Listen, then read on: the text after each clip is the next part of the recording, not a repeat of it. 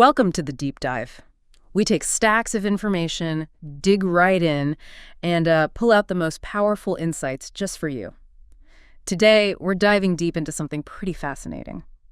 How do some people achieve really extraordinary things? How do those seemingly impossible dreams actually happen? Yeah, it's captivating, isn't it? You hear the stories. Yeah. The inventor who, failed thousands of times, or the music star who somehow found his true voice while he was locked up. And that child born with huge challenges who doctors said would never hear or speak but did. Exactly. These aren't just feel-good stories, are they? They sort of hint at this powerful, almost tangible force behind it all. And that force is what we're looking at today. We're digging into Chapter 3 of a really significant text on achievement. The chapter title says it all: Desire, the starting point of all achievement. Right. So our mission here is to take the sources you've given us, this key chapter, plus some really insightful editor's notes and, really boil it down. We want to figure out what makes a simple wish different from that driving, burning desire. And maybe more importantly, how you listening might cultivate that kind of power. Yeah, this deep dive is really built for you to help cut through all the info and get right to the heart of what makes desire such an incredible engine. Okay, let's unpack it. So first off, how does the source actually define this desire? It's pretty emphatic, isn't it? Well, absolutely. It makes it crystal clear. This isn't just hoping or wishing passively. It uses words like pulsating desire, burning desire, even a dominating obsession. It's something that really takes hold. It's not just, oh, that would be nice. It's got this visceral quality. And the editor's notes introduce a term they sometimes use alongside it: definiteness of purpose. Exactly. And that's a key distinction they make. Definiteness of purpose isn't just, say, setting one goal. Think bigger. It's like your overall life map, your major career objective. Your smaller goals, they're the steps on that map. But it's the definite purpose, that main destination, that gives them all synergy. It's the filter. Does this action help me get there? So it kind of has to weave through everything you do, whether you're consciously thinking about it or not.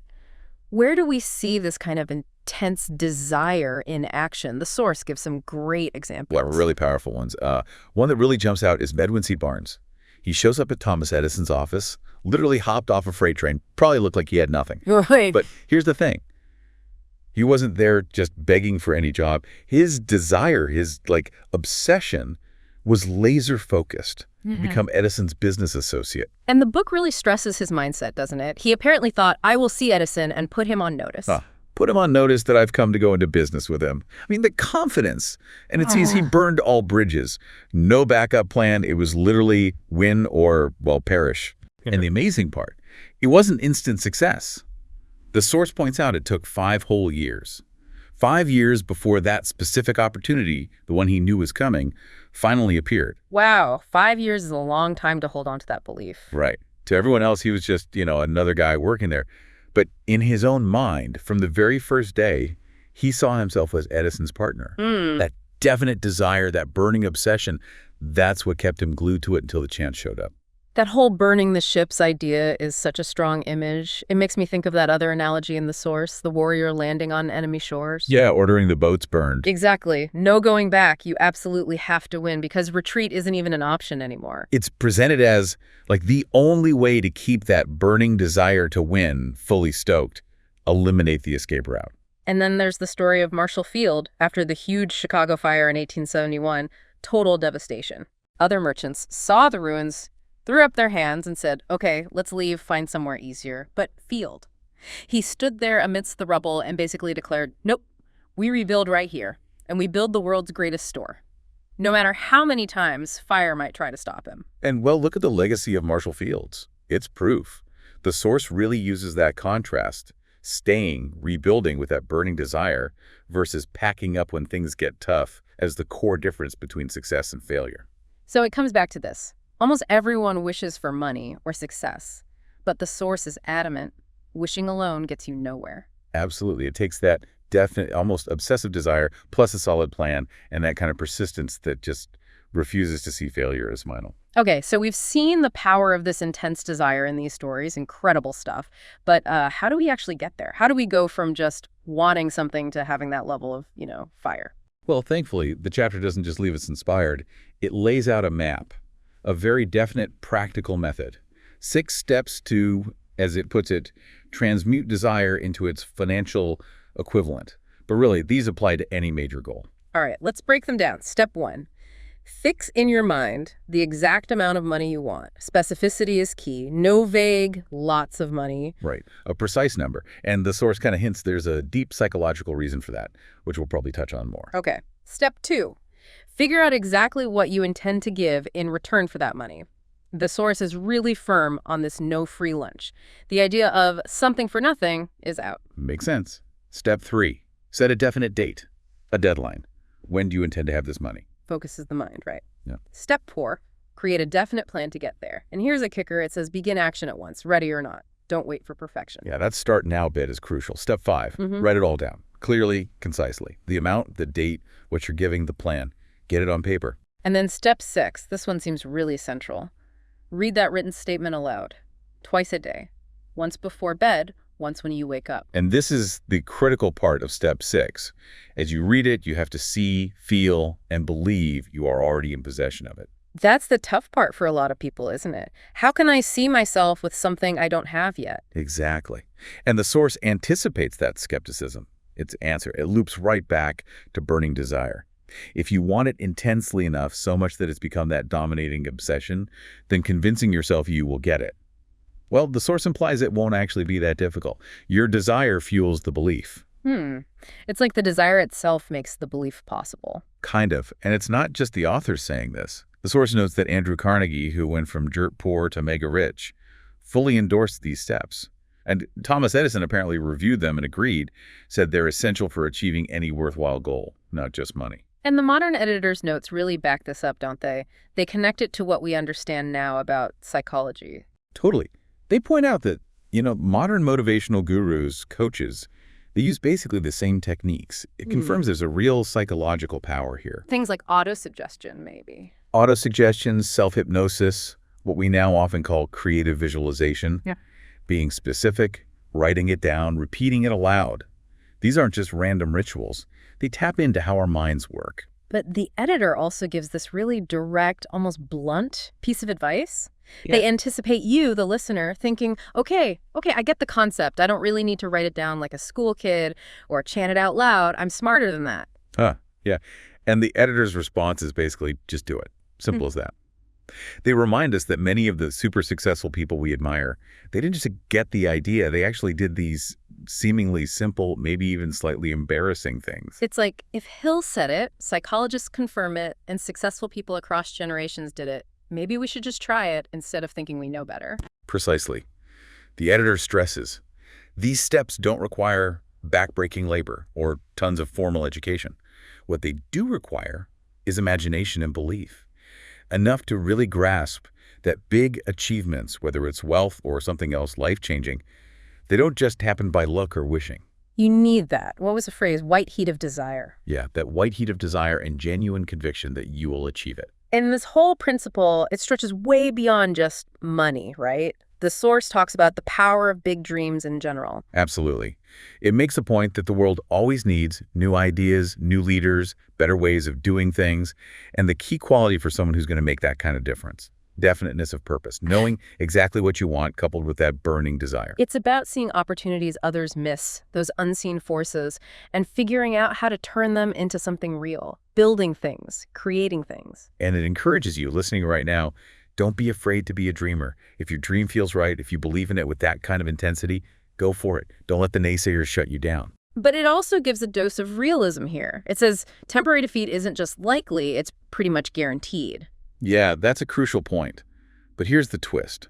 The source argues that every failure carries within it the seed of an equivalent success. That's a powerful reframe. So a setback isn't the end, it's potentially hiding a future win. Exactly. And it suggests that for many successful people, the real turning point often comes during a crisis, a moment where they're pushed to their limits and, maybe for the first time, they connect with what the editor calls their other self. Their other self. What does that mean? The editor describes it as that part of you that, well, doesn't really see obstacles. It refuses to accept defeat. Building a relationship with that inner strength, that other you, means you're always aligned with the most determined part of yourself, the part that never loses sight of your definite purpose. And we see glimpses of this in the stories, don't we? Like Sidney Porter O. Henry, the famous Man, Rio. oh, Henry. He apparently only really found his writing genius after being convicted of embezzlement and sent to prison, rock bottom. But in that confinement, he met that other self and became this hugely popular author. And the editor brings in a more modern example. Merle Haggard. Troubled youth, serious prison time in San Quentin. But seeing Johnny Cash perform there, time in solitary. That's where he apparently connected with his other self, found his unique songwriting voice, and became a country music legend. Then there's Edison again, his burning desire. A practical electric light bulb. He just started where he was with the tools he had. Failed, what, over 10,000 times? Over 10,000 times. Imagine the persistence. But that relentless desire just kept pushing him until he unlocked the solution. And the editor really drives home how these same principles work today. Look at someone like Dean Kamen. Oh yeah, the inventor. Started tinkering as a kid, didn't even finish college because he was already inventing medical devices. Then the auto syringe, the IBOT wheelchair, the Segway, that water purifier. He's a perfect modern example, right? Started with what he had, trusted his vision, backed it with that intense desire. Or Henry Ford. Poor limited education, but this burning dream of a horseless carriage everyone could afford. He started, bet everything on it, and, well, changed the world. And you can't forget the Apple story. Steve Jobs, Steve Wozniak, college dropouts. Building the first Apple computer in a garage, selling their own stuff, like a VW van, just to get seed money. They didn't wait for permission or some big venture capital check back then. They acted on their definite purpose, their dream, and look what happened. Revolutionized computing, built a giant company. The editor makes such a strong point here. These modern stories, Jobs, Kamen, Haggard, they show that the principles Hill found in people like Ford and Edison, they're timeless. Absolutely. The tech changes, the industries change, but that fundamental path to doing something extraordinary, having a dream, facing failure, learning from it, all fueled by that burning desire. It's the same. It really comes down to that difference we mentioned earlier, wishing versus being truly ready to receive something. Yeah, and the source hammers this home. Readiness comes from belief, deep, unwavering belief, not just hoping or wishing. And to cultivate that kind of belief, that faith, that courage, you need to be open-minded. The source is pretty blunt. Closed minds just don't grow those things. There's that little poem quoted. It really nails it. I bargained with life for a penny, and life would pay no more. Right. However, I begged at evening when I counted my scanty store. For life is a just employer. It gives you what you ask. But once you have set the wages, why, you must bear the task. I worked for a menial's hire, only to learn, dismayed, that any wage I had asked of life, life would have willingly paid. Wow.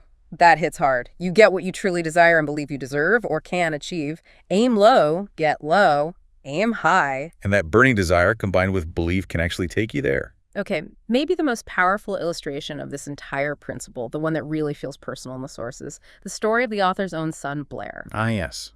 Blair Hill's story. It's incredibly moving. He was born with no eye or ears, just nothing visible. And the doctors gave this grim, definite prognosis. He'll be deaf and mute for life. End of story. But his father, Napoleon Hill, he just refused to accept it. Silently, maybe, but fiercely. He had this intense, burning desire, this unshakable belief that his son would hear and speak. He was determined to find a way no matter what. He kept focusing on that word, desire. Yeah. His greatest desire was for his son not to be deaf. And he never let that go. His goal wasn't just a physical cure, but to plant such a strong desire in Blair's own mind that somehow nature itself would figure out a way. And through just careful observation, trial, and error, they found this tiny bit of hearing through bone conduction. Right, like clamping his teeth on a phonograph or speaking right against the bone behind where his ear should be. And that tiny flicker was enough. That was all the proof Hill needed. He became convinced Blair could develop more hearing. So he started this nightly ritual, right? Bedtime stories. But not just any stories. No, these were specifically designed to build self-reliance, imagination, and most importantly, to cultivate that deep, burning desire in Blair to hear normally. A key theme was framing his condition not as a handicap, but as a potential asset, something that could actually be an advantage later. Which must have seemed impossible at the time. How could being born without ears possibly be an asset? Hill even admits he had no clue how back then, but it fit his core belief. Every adversity holds the seed of an equivalent advantage. He just had to trust it. Then there's that amazing story about Blair when he was 7. He desperately wanted to sell newspapers. Yeah, his mom said no, too dangerous. So what does he do? Climbs out a window. Borrows 6 cents from the local shoemaker, buys papers, sells them all, reinvests, keeps going late into the night, comes back with a 42-cent profit. His mother finds him asleep, clutching the money, and she's terrified, thinking of the risks for this small, deaf boy out alone. But his father, he apparently laughed. Yeah, because he saw it as a success. Proof that his efforts to instill self-faith and initiative were working. He saw this brave, ambitious, self-reliant kid who acted on his own desire and won. Incredible. So Blair goes through school, constantly fighting to stay in regular schools, not be sent away for the deaf. He wants to live a normal life, tries hearing aids, but nothing works. Until his final week of college. Just seems like pure chance, right? He gets urged to try this brand new electronic hearing aid. He's hesitant, understandably, after years of disappointment. But he puts it on. And boom, his lifelong burning desire becomes reality. Just like that. He can hear perfectly. The world opens up. He calls his mother, hears her voice clearly for the first time ever, hears his professors, joins conversations, a completely new existence. But as the source points out, the story isn't over yet. He still had to figure out how to turn that former disability into the asset his father always believed it could be. And the idea hits him when? It strikes him like lightning, apparently, when he visits the hearing aid company's factory. He's talking to the chief engineer, and suddenly, this powerful thought, this impulse, he can help millions of others like him by sharing his story, showing how this device changed his life. That becomes his new burning desire. Exactly. He dives in, researches the company, develops this whole plan to reach hearing-impaired people worldwide, and presents it. They were so impressed, they hired him on the spot to run with it. So his disability, transformed by desire, by belief, by ingenuity, it literally became his greatest asset. And the source is crystal clear on the takeaway. Blair probably would have stayed deaf and mute if his parents, especially his father, hadn't deliberately worked to shape his mindset and plant that burning desire. That desire somehow prompted nature itself to build a bridge across the silence. It concludes, burning desire knows no impossible, accepts no failure. It's such a powerful statement. There is nothing right or wrong that belief plus burning desire cannot make real. And these qualities, belief and desire, they're available to everyone. The source throws in a couple more quick examples, too. Madame Schumann-Heink, the opera singer. A director told her flat out, "You've got no personality, you'll never make it, go buy a sewing machine." Ouch. Yeah. But her desire was an obsession. And she became this huge international star. And the editor connects that saying, every generation has stars who were told they weren't good enough. But the ones who succeed, their desire was just bigger than their rejection. They refused to see failure as the end. And one last quick one. A business associate who got a terrible medical diagnosis. Doctors gave him almost no chance. But his sheer desire to live was so strong, it seemed to defy the odds and pull him through. Hints at that mind-body power we're understanding more now. So across all these different fields, wealth, invention, art, overcoming physical limits, even survival, the common thread is this incredible power of desire when it's backed by unwavering faith and belief. Yeah, it lifts people up, fuels comebacks, helps them smash through barriers that look completely solid from the outside. The source sums it up beautifully. Somehow, nature packs into a strong desire that something which recognizes no such word as impossible and accepts no such reality as failure. And the blueprint, those 6 practical steps for tapping into that force, they're right there near the start of the chapter, ready for anyone to use. So what does this all boil down to for you, listening right now? I think the core message from these sources is incredibly potent. A burning desire, the kind that becomes that dominating obsession when you combine it with those specific practical steps and unwavering belief, well, it's a force to be reckoned with. Yeah, it truly has the potential to overcome obstacles that seem insurmountable today and help you achieve things that might feel completely out of reach right now. And the techniques themselves, they aren't hidden or complicated. They're almost deceptively simple, aren't they? Totally accessible. They just demand, well, application, discipline, and yeah, that white heat of desire. So as you think about the stories we've talked about, Barnes, Field, Edison, Blair, and those 6 steps, maybe consider this final thought. What burning desire exists within you? Maybe it's something you've kind of pushed down, buried under past attempts that didn't work out, or things you think limit you. How might applying these simple principles, really defining it, writing it down, reading it with feeling, starting the plan now, How might that unlock its potential? How might that start building your bridge to making it real? Let those stories really sink in. Barnes getting off that train with nothing but desire. Field rebuilding from literal ashes. Edison facing 10,000 no's. O. Henry and Haggard finding their voices in the darkest places. Kamen and Ford starting small. Jobs and Wozniak in that garage. Schumann Heinck ignoring the critics, and especially Blair Hill, defying what seemed like biological destiny. What do these stories tell you about the potential power sleeping inside your own deepest desires? Something to really mull over.